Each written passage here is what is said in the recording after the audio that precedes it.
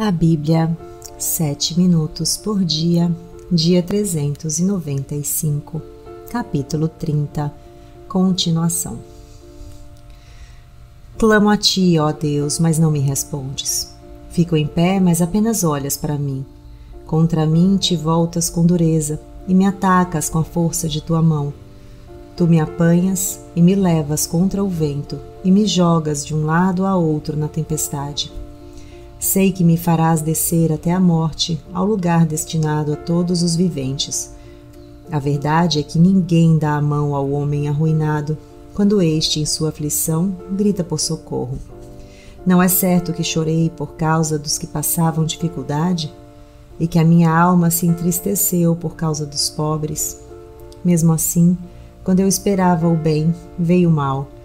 Quando eu procurava a luz, vieram trevas. Nunca para a agitação dentro de mim. Dias de sofrimento me confrontam. Perambulo escurecido, mas não pelo sol. Levanto-me na assembleia e clamo por ajuda. Tornei-me irmão dos chacais, companheiro das corujas. Minha pele escurece e cai, meu corpo queima de febre. Minha harpa está afinada pelos cantos fúnebres e minha flauta para o som de pranto. Capítulo 31. Fiz acordo com os meus olhos de não olhar com cobiça para as moças. Pois qual é a porção que o homem recebe de Deus lá de cima? Qual a sua herança do Todo-Poderoso, que habita nas alturas? Não é ruína para os ímpios, desgraça para os que fazem o mal?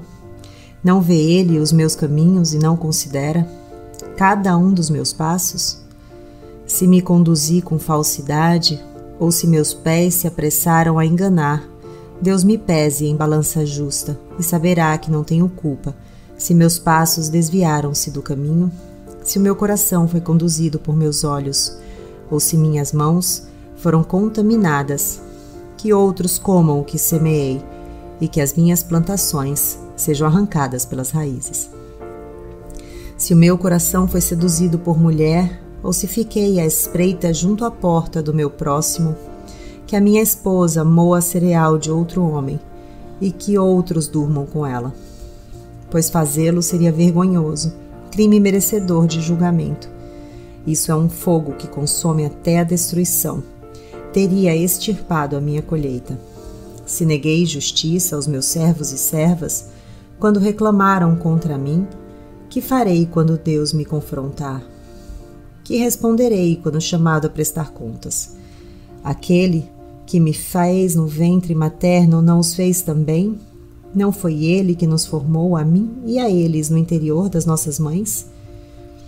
Se não atendi aos desejos do pobre, ou se fatiguei os olhos da viúva, se comi meu pão sozinho sem compartilhá-lo com o órfão, sendo que desde a minha juventude o criei como se fosse seu pai, e desde o nascimento guiei a viúva.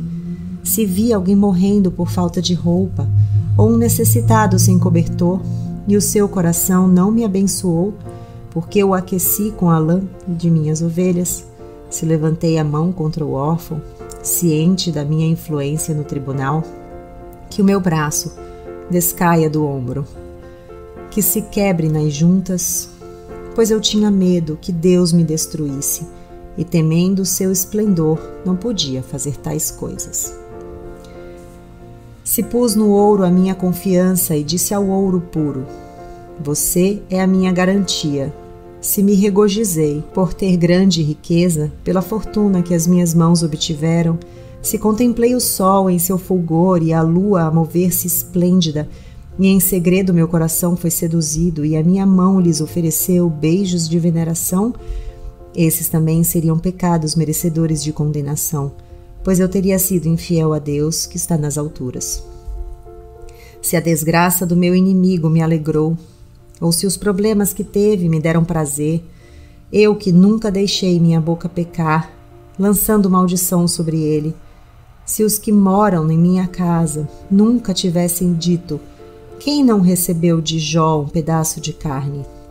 Sendo que nenhum estrangeiro teve que passar a noite na rua, pois a minha porta sempre esteve aberta para o viajante.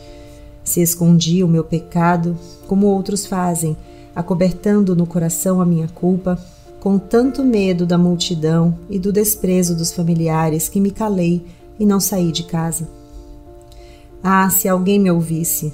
Agora assino a minha defesa, que o Todo-Poderoso me responda, que o meu acusador faça a denúncia por escrito.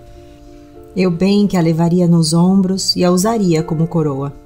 Eu lhe falaria sobre todos os meus passos como um príncipe. Eu me aproximaria dele.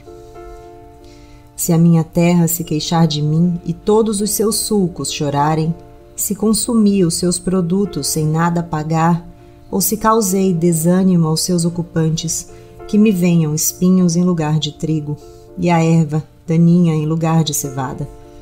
Aqui terminam as palavras de Jó. Capítulo 32. Eliú.